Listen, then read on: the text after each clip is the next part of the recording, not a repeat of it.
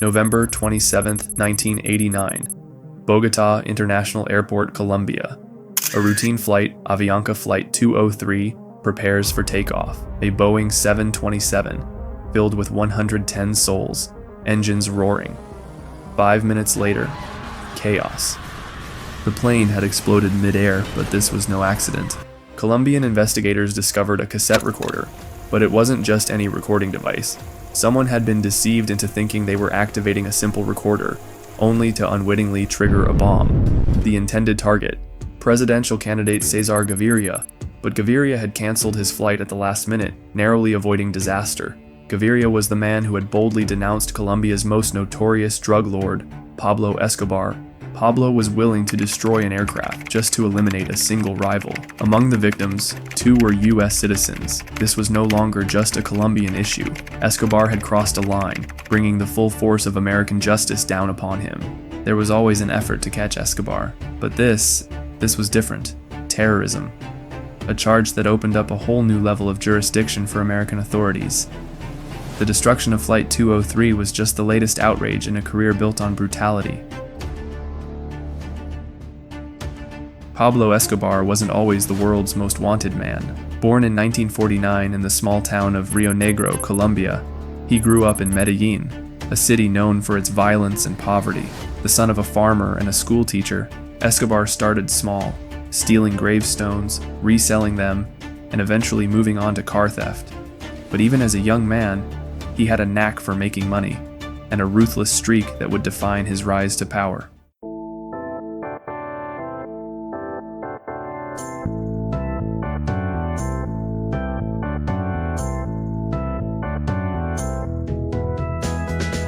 By the late 1970s, Escobar had found his golden ticket, cocaine.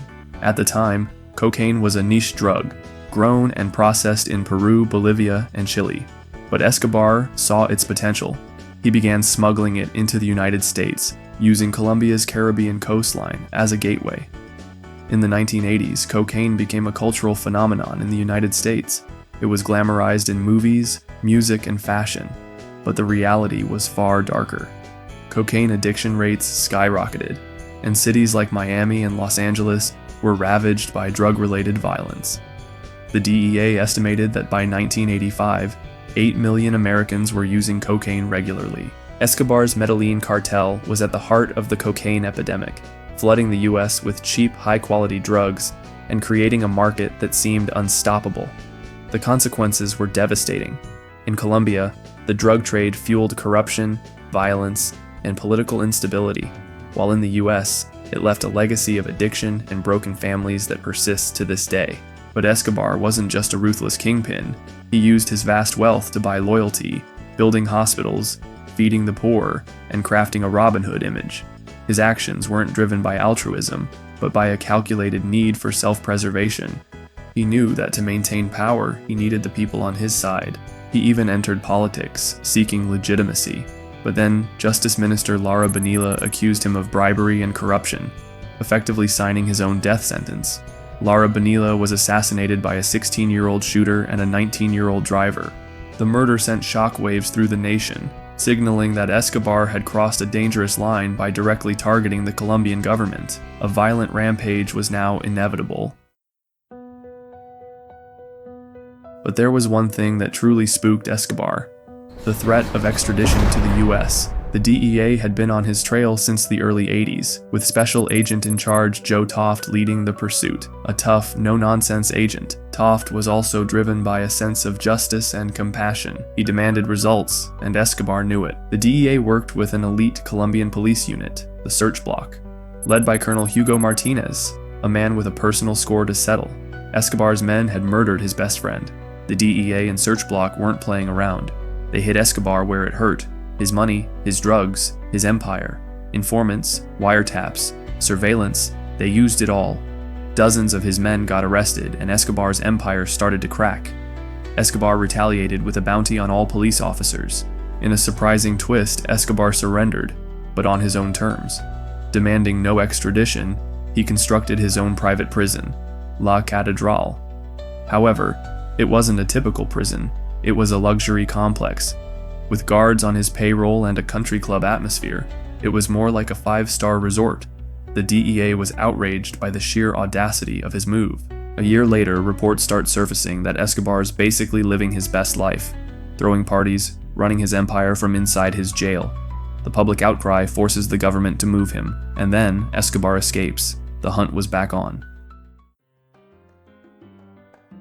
As the DEA and Colombian authorities closed in, Escobar faced a new threat, a vigilante group called Los Pepes, short for Los Perseguidos por Pablo Escobar, those persecuted by Pablo Escobar. This group wasn't just a collection of angry citizens, it was a coalition of Escobar's former associates, rival drug traffickers, and victims of his violence. Their goal was simple: destroy Escobar's empire no matter the cost. Los Pepes were ruthless. They didn't just target Escobar's drug operations, they went after his lawyers, accountants, and even his family members. They burned down his properties, assassinated his closest allies, and left a trail of destruction in their wake. For Escobar, it was a nightmare. His once impregnable network was crumbling from within. Even his own people had turned against him. The group's actions were brutal but effective. By isolating Escobar and dismantling his network, Los Pepes played a key role in his downfall. However, their methods raised ethical questions. Were they vigilantes or just another form of organized crime? For the DEA, the answer didn't matter. What mattered was that Escobar was running out of options. Behind the headlines and the violence, Pablo Escobar was a family man. He married his teenage sweetheart, Maria Victoria, and together they had two children, Juan Pablo and Manuela. To his family, Escobar was a devoted husband and father.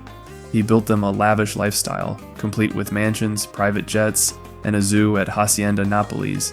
But as the DEA closed in, Escobar's family became both his greatest strength and his biggest vulnerability. During his final days on the run, Escobar's top priority was protecting his family. He moved them from safe house to safe house, always one step ahead of the authorities. But the pressure was immense. By 1993, the walls were closing in. Los Pepes were targeting his family, and Escobar knew they were no longer safe in Colombia. In a desperate move, he arranged for his wife and children to flee to Germany, seeking asylum. But the plan backfired. German authorities, tipped off by the DEA, denied their asylum request. Maria Victoria and the children were sent back to Colombia. For Escobar, it was a devastating blow. With his family back in Colombia and in police custody, Escobar grew increasingly reckless.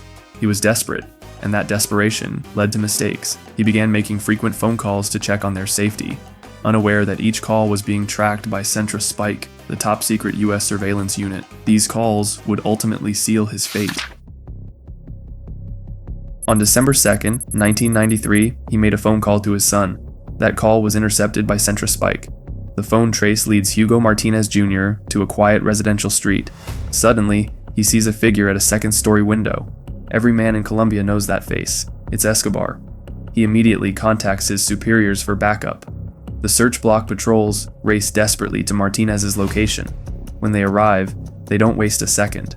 They immediately surround the place. Escobar's bodyguard witnessed the incoming search block, and the two men immediately fled up a stairwell, exchanging dozens of rounds with Colombian police. Escobar reached the roof and attempted to escape across a neighboring rooftop. While running on the roof, the search block chased after him, wounding Escobar in the process and unaliving his bodyguard. As Escobar attempted to limp across the roof, one surgical round found its way through his right ear, dropping him dead. Dozens of DEA agents, including Special Agents Steve Murphy and Javier Peña, along with hundreds of search block officers, swarmed the rooftop and surrounded the lifeless body of the once notorious Pablo Escobar. At 3:03 p.m., the radio crackled with the message, "Viva Colombia! Matamos a Pablo Escobar. Long live Colombia, we've killed Pablo Escobar."